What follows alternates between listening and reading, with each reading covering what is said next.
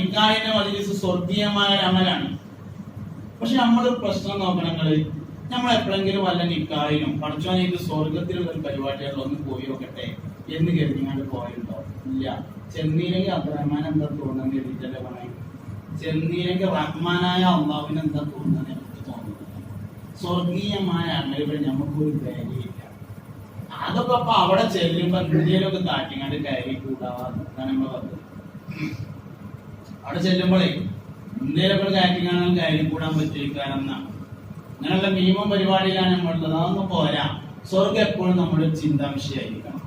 രണ്ട് സദസ്സിൽ നിന്ന് എഴുന്നേൽക്കരുത് എന്ന് പറഞ്ഞത് രണ്ടും സ്വർഗവുമായി ബന്ധമുള്ളതുകൊണ്ടാണ്. എന്നമാതിരി റൗദാ ശരീഫിൽ നിസ്കരിക്കാൻ അവസരം കിട്ടിയാലും പോലീസുകാർ നീച്ചാൻ പറയുമ്പോഴേ നീച്ചാൻ പറ്റുള്ളൂ. ഒരു നീച്ചാൻ പറഞ്ഞാൽ നീക്കാം. പിന്നെ അവർക്ക് നിയമമാണ്. പിന്നെ നമ്മളുടെ മുഷ്ടി കാട്ടരുത്. പക്ഷെ പറയുമ്പോ ഒന്നാണ് തൊടുമ്പോ നീച്ചാൽ മതി. അതോടെ സ്വർഗത്തിൽ ഇരിക്കാൻ നേരം കിട്ടിയാല് പോകാൻ പറഞ്ഞാൽ പോയാൽ മതി, ഇല്ലെങ്കിൽ അവിടെ തന്നെ ഇരിക്കുക. എന്നമാതിരി ഇൽമിന്റെ മജ്‌ലിസിലേക്ക് അവസരം കിട്ടിയാൽ നിൽക്കരുത്, ഇരിക്കണം. ഇരുന്നുകൊണ്ട് കേൾക്കണം. നിക്കാഹിന്റെ സദസ്സിൽ ഇരുന്നുകൊണ്ട് പങ്കെടുക്കണം. ഇതൊക്കെ വളരെ പ്രധാനപ്പെട്ട സംഗതികളാണ്. അപ്പൊ ആ വിഷയങ്ങളൊക്കെ സൂക്ഷിക്കുക. ചെറിയ ചെറിയ കാര്യം നല്ലോണം സൂക്ഷിക്കണം. ഇതൊക്കെ സ്വർഗവുമായി വളരെ അടുപ്പുള്ളതാണ്. നമുക്ക് സ്വർഗം എന്ന് പറഞ്ഞാൽ ഒരു ചില്ലറ പരിപാടിയിൽ മാത്രം ഇങ്ങനെ ഒതുങ്ങ. സ്വർഗം അവിടുന്ന് കുറെ ഉണ്ട്. അപ്പൊ ആ സാരി പറഞ്ഞു, നബിയെ സ്വർഗത്തിൽ നമ്മളെല്ലാരും എത്തിയാൽ തന്നെ ഞാൻ എവിടെയെങ്കിലും ഇരിക്കാനും നിങ്ങൾ എവിടെയെങ്കിലും ഇരിക്കാനും എനിക്ക് എപ്പോഴും ഇങ്ങനെ നിങ്ങളെ നോക്കിങ്ങാണ്ടിരിക്കാൻ പറ്റുമോ എന്നൊരു ബേജാറ്. അപ്പൊ പിന്നെ ഞാന് നിങ്ങളെങ്ങനെ മാക്സിമം ആസ്വദിക്കട്ടെ എന്ന് കരുതി നോക്കിയതാണ്. ഉടനെ ഇറങ്ങി വന്നു മലക്ക് ജബ്രായീൽ അലൈഹിസ്സലാം. നസറൽ അമീൻ മലക്ക് ജബ്രായീൽ അലൈഹിസ്സലാം വന്നു. അല്ലാഹുവിന്റെ റസൂലേ അവർക്ക് പറഞ്ഞു കൊടുക്കുക, സ്വർഗത്തിൽ എല്ലാവരും എല്ലാവരെയും എല്ലാ സമയത്തും കണ്ടുകൊണ്ടിരിക്കുന്നതാണ് നബിയേ.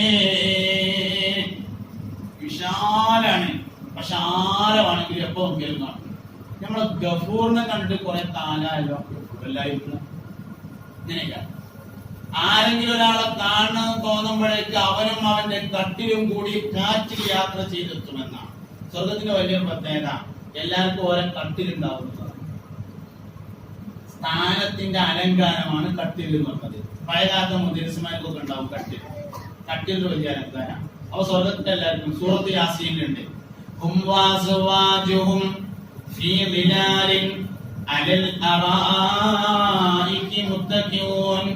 അവരും അവരുടെ ഭാര്യമാരും കട്ടിലിന്മേൽ ചെരിഞ്ഞിരിക്കും. ആ കട്ടില് അറായിക്ക് എന്ന കട്ടില്. അറായിക്ക് സാധാരണ കട്ടിലല്ല, അറായിക്ക് മണിയറയിൽ ഉപയോഗിക്കുന്ന കട്ടിലാണ്.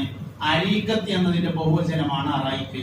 അരീക്കത്ത് എന്ന് പറഞ്ഞാൽ സാധാരണ കട്ടിലിന്റെ പേരല്ല, മണിയറയിൽ സെറ്റ് ചെയ്ത കട്ടിലിനാണ് എന്ത് പറയുന്നത്, അരീക്കത്ത് എന്ന് പറയുക. എല്ലാരും അവരുടെ കട്ടിലായിരിക്കും. യാത്രയും കട്ടിലും വേണം. അബ്ദുസത്താറിനെ കണ്ടിട്ട് കുറച്ച് കാലായല്ലോ എന്ന് ആലോചിക്കുമ്പോത്തിന് സത്താറുവാന്റെ കട്ടിലും കൂടി ഇങ്ങനെ വന്നിട്ട് ലാൻഡ് ചെയ്യും. ഏത് കട്ടിലേയും മണിയറയിലെ കട്ടിലായതുകൊണ്ട് കട്ടിലുമാരുണ്ടാവും, ഭാര്യ ഉണ്ടാവും. ഭാര്യയോടൊത്തുള്ള യാത്ര മാത്രമേ സ്വർഗത്തിലുള്ളൂ, ഒറ്റക്കുള്ള യാത്രാ പരിപാടി എന്നല്ല. സ്വർഗത്തിലെ ഏറ്റവും ദർജ കുറഞ്ഞ ഒരാൾ യാത്ര ചെയ്യാൻ വേണ്ടി പുറത്തിറങ്ങിയാൽ 1,00,000 ഹാദിമുകൾ അവനെ അനുഗമിക്കുമെന്ന് മുഹമ്മദ് നബി പഠിപ്പിച്ചിരിക്കുന്നു. ഏറ്റവും ദർജ കുറഞ്ഞ ഒരാൾ യാത്ര ചെയ്യാൻ പുറത്തിറങ്ങിയാൽ 1,00,000 ഹാദിമ്യങ്ങൾ അവന്റെ പിന്നാലെ ഉണ്ടാവും. അങ്ങനെയാണ് സ്വർഗീയ ജീവിതം എന്ന് പറഞ്ഞത്. അപ്പൊ നമ്മളെ സങ്കല്പത്തിനൊക്കെ എത്രയോ മുകളിലാണ് സ്വർഗം എന്ന് പറയുന്നത്. അല്ലാഹു സുബ്ഹാനഹു വ തആല അങ്ങോട്ട് എത്താൻ വേണ്ടി നമുക്ക് ഒരുപാട് വഴി പറഞ്ഞു. എന്ത് ചെയ്താലും കൂലി തരാൻ പറഞ്ഞു. ചെറിയ ചെറിയ കാര്യങ്ങൾക്ക് വലിയ വലിയ കൂലി ഓഫർ ചെയ്തു. ചിലതിന്റെ ഒക്കെ കൂലി പറഞ്ഞു തന്നു, ചിലതിന്റെ കൂലി പറഞ്ഞിട്ടില്ല, ഇങ്ങോട്ട് വന്നോ ഞാൻ തരാൻ പറഞ്ഞു. നോമ്പിന്റെ കൂലി ഒന്നും പറഞ്ഞു തന്നതന്നെയല്ല.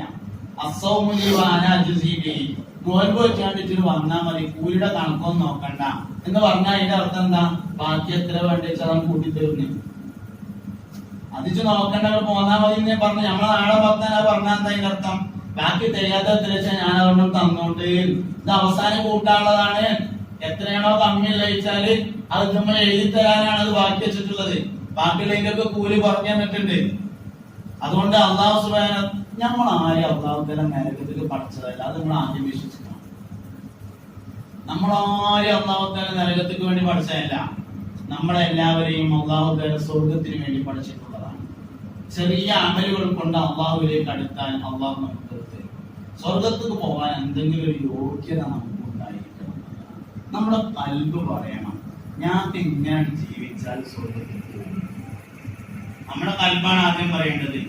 ഹാസിബു ഖബല അൻ തുഹാസബു. യഥാർത്ഥ വിചാരണ വരുന്നതിന് മുമ്പ് നിങ്ങൾ നിങ്ങളുടെ വിചാരണയെ ഒന്ന് സ്വന്തമായി നടത്തണേ. കണക്കൂട്ടിങ്ങനെ നോക്കുമ്പോ ഞാനൊക്കെ സ്വർഗത്ത് പോകാൻ സാധ്യത ഉണ്ടായിരിക്കും കൽബ് പറയണം. അത് ഹൗഫ് റജാഹിന്റെ ഇടയിലാണ് മുമ്പിൽ നിൽക്കേണ്ടത്. പേടിയുടെയും പ്രതീക്ഷയുടെയും ഇടയിൽ ഒരു പൊടിത്തൂക്കം പ്രതീക്ഷ മുമ്പിൽ നിൽക്കുകയാണ് വേണ്ടത്. ലാ യമൂതന്ന അഹദുക്കും ഇല്ലാ വഹുവ യുഹ്സിനുന്ന ബില്ലാഹി അസ്സ വജല്ല. സ്വർഗത്തിൽ ഞാൻ പോകും എന്ന് ഉറപ്പിക്കാതെ ആരും മരിക്കരുത് എന്നാണ്. അള്ളാഹുവിനെ കൊണ്ട് നല്ല വിചാരം ഉണ്ടാവാതെ ആരും മരിക്കരുത് എന്ന് പറഞ്ഞാൽ ഞാൻ സ്വർഗത്തിൽ പോകും, അള്ളാഹു എന്നെ സഹായിക്കും, അള്ളാഹു എനിക്ക് പുറത്തു തരും എന്ന തോന്നലോടുകൂടെ അല്ലാതെ ആരും മരിക്കരുത് എന്നാണ്. അതുകൊണ്ട് അങ്ങനെയുള്ള സ്വർഗീയ ജീവിതത്തിന് വേണ്ടിയാണ് നമ്മൾ യഥാർത്ഥത്തിൽ പരിശ്രമിക്കേണ്ടത്. ചെറിയ അമലുകളാണെങ്കിലും അള്ളാഹു അതിനെല്ലാം വലിയ കൂലികൾ ഓഫർ ചെയ്തിട്ടുണ്ട്. ഇത് നമുക്ക് ബോധ്യപ്പെടാനാണ് പരിശുദ്ധമായ ഖുർആനും മുസ്തഫായ നബി സല്ലല്ലാഹു അലൈഹി വസല്ലം തങ്ങളുടെ ഹദീസും ഒക്കെ ഇടക്കിടക്ക് സ്വർഗത്തെ ഇങ്ങനെ മദ്ഹ് ചെയ്ത് പറയുന്നത്. ഇന്നല്ലദീന ആമനു വഅമിലുസ് സ്വാലിഹാതി ലഹും ജന്നാത്തുൻ തജ്രി മിൻ തഹ്തിഹൽ അൻഹാർ ഖാലിദീന ഫീഹാ അബദാ റളിയല്ലാഹു അൻഹു വറദു അൻഹു. ഇങ്ങനെ ഒരുപാട് സ്ഥലങ്ങളിൽ സ്വർഗവുമായി ബന്ധപ്പെട്ട് പറഞ്ഞു. വസാരിഊ ഇലാ മഗ്ഫിറത്തിൻ മിർ റബ്ബിക്കും വജന്നത്തിൻ അർദുഹാ അസ്സമാവാതി വൽ അർദ് ഉഇദ്ദത് ലിൽ മുത്തഖീൻ. സ്വർഗ്ഗാവകാശികൾ വസാരിഊ ഇലാ മഗ്ഫിറത്തിൻ മിർ റബ്ബിക്കും വജന്നത്തിൻ, നിങ്ങൾ സ്വർഗ്ഗത്തിലേക്കും അല്ലാഹുവിന്റെ പാപമോചനത്തിലേക്കും വേഗത്തിൽ പോകണം. അർദുഹാ, സ്വർഗ്ഗത്തിന്റെ വീതി നീളം, ആകാശഭൂമികളുടെ വീതി നീളമാണ്. ഒരാൾക്കാണ് ഈ പറഞ്ഞത്, എല്ലാവരും കൂടി അല്ല. അതായത് സ്വർഗത്തേക്ക് അവസാനം കയറുന്ന ഒരാളുടെ കഥ ഉണ്ട്. സിറാത്ത് പാലത്തും കൂടെ നടന്നു പോകുമ്പോ സിറാത്ത് പാലത്തിന്റെ താഴെ സബാനിയാക്കൾ എന്ന മലക്കുകൾ ഉണ്ടാവും.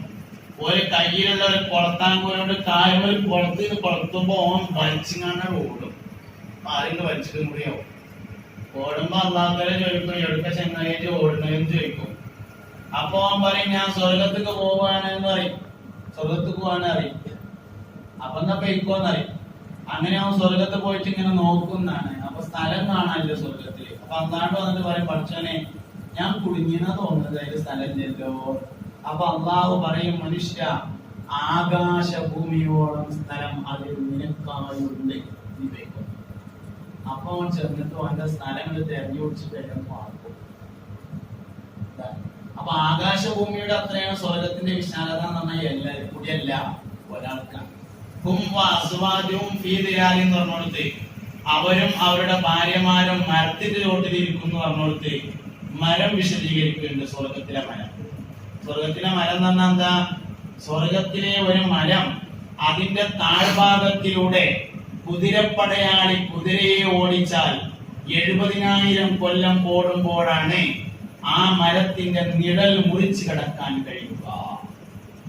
ഒരു ഹത്തം ഒരാൾ തീർത്താല് അവന് സ്വർഗത്തിൽ ഒരു മരം ഉണ്ടാവുന്ന ഹദീസിലുണ്ട്. ഒരാൾ ഒരു ഹത്തം തീർത്താൽ അവന് സ്വർഗത്തിൽ ഒരു മരം ഉണ്ടാവും. എന്താ ഒരു മരം കിട്ടിയിട്ട് കാര്യം തോന്നണ്ട.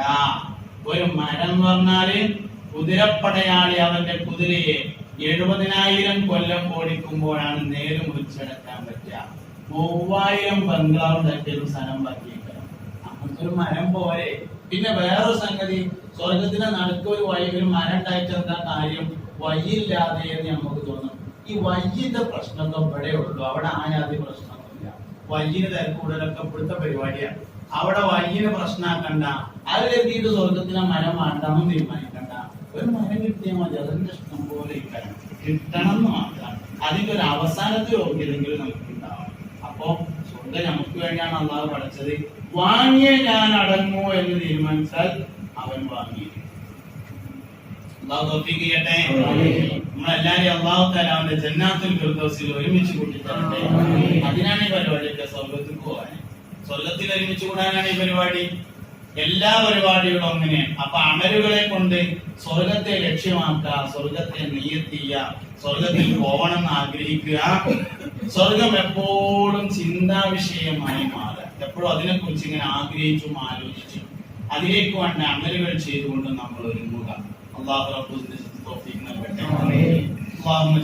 اللهم اجعل جمعنا هذا جمعا مرحوما وتفرقنا من بعده تفرقا معصوما ولا تجعل منا ولا فينا ولا معنا شقيا ولا مطرودا ولا محروما بارك لنا في اجتماعنا هذا بركة تامة كما باركت على عبادك الصالحين نبر بالعلم قلوبنا واستعمل بطاعتك وداننا وخلص من الفتن اسرارنا واشغل بالاعتبار افكارنا وقنا شر وساوس الشيطان فاجرنا منه يا رحمن.